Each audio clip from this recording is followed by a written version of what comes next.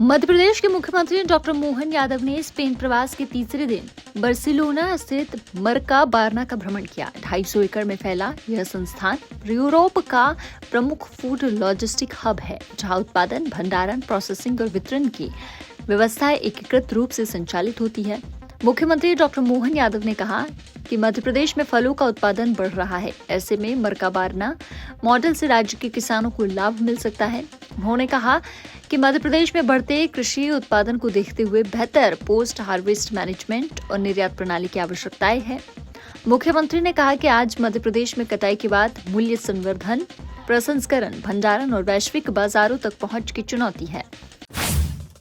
मरका बारना के CEO Pablo Villanova ने इस मौके पर मुख्यमंत्री डॉक्टर यादव का स्वागत करते हुए कहा कि भारत और स्पेन के बीच कृषि, लॉजिस्टिक, फूड प्रोसेसिंग और मार्केट इंफ्रास्ट्रक्चर जैसे क्षेत्रों में मजबूत सहयोग की संभावनाएं हैं।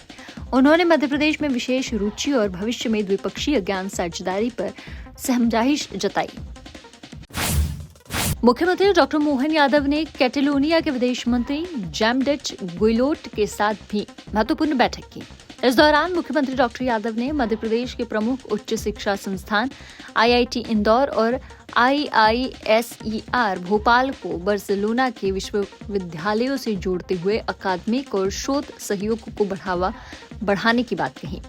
उन्होंने बताया कि मध्य प्रदेश विश्व स्तरीय अनुसंधान और नवाचार केंद्र बनने की दिशा में तेजी से आगे बढ़ रहा है।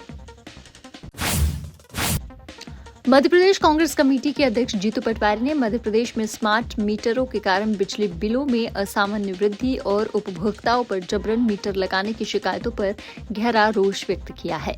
उन्होंने इसे आम जनता के लिए आर्थिक अन्याय करार देते हुए कहा, मध्य प्रदेश सरकार से तत्काल हस्तक्षेप की मांग की है। सुप्रीम कोर्ट ने कहा कि स्मार्ट मीटर उपभोक्ता की स्वेच्छा पर निर्भर है, लेकिन इसके बावजूद बिजली कंपनियां दबाव बनाकर और जबरन स्मार्ट मीटर लगा रही है। पहले जहां बिल 300 से 600 के बीच आते थे, अब स्मार्ट मीटर लगने के बाद लोग 6,000 से 20,000 तक के बिल देखकर परेशान हैं। यदि सरकार ने जल्द ही इस मुद्दे का समाधान नहीं किया तो कांग्रेस सड़कों पर व्यापक आंदोलन करेगी।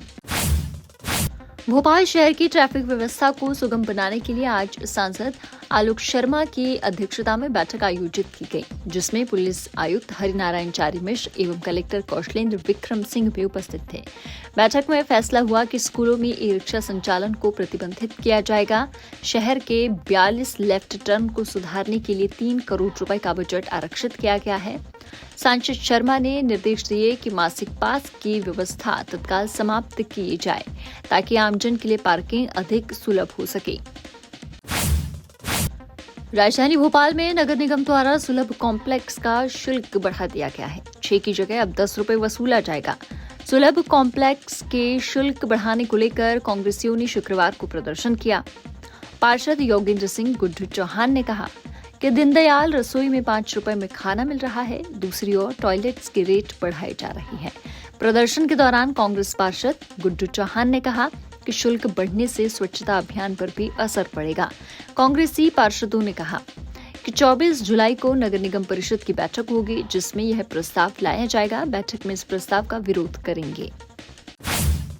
कांग्रेस मीडिया विभाग के अध्यक्ष मुकेश नायक ने बीजेपी पर निशाना साधते हुए कहा कि बीजेपी अपनी चिंता करे। जीतू पटवारी फिलहाल उनकी सबसे दुखती नस है।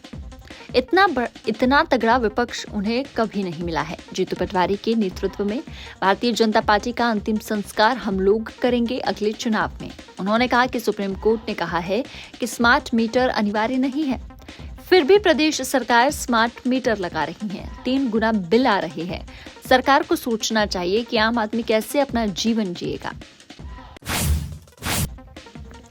राजधानी भोपाल में बांग्लादेशी किन्नर बनकर वर्षों से रह रहा था। इस पर पूर्व मंत्री पीसी शर्मा ने कहा कि यह इंटेलिजेंस फेलियर का मामला है। बांग्लादेशी बनकर सालों से कोई रह गया और सरकार को भनक नहीं लगी।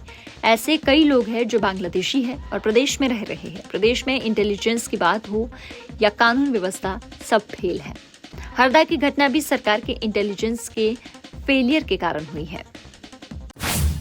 मनी लॉन्ड्रिंग मामले में रॉबर्ट वाड्रा के खिलाफ ईडी द्वारा चार्जशीट दाखिल करने पर मंत्री विश्वास सारंग ने प्रतिक्रिया देते हुए कहा कि पूरा नेहरू परिवार भ्रष्टाचार के आखंड में डूबा हुआ है। रॉबर्ट वाड्रा ने हरियाणा के भोले किसानों की जमीनों को हड़प लिया। नेशनल हेराल्ड में सोनिया और राहुल गांधी ने अपने ऐशो आराम के लिए भ्रष्टाचार किया। नेहरू परिवार ने भ्रष्टाचार के लिए सरकार का दुरुपयोग किया। मध्य प्रदेश में सड़कों को लेकर कांग्रेस के आरोप पर मंत्री सारंग ने कहा कि बरसात के मौसम में खराब हुई सड़कों का संधारण किया जाएगा।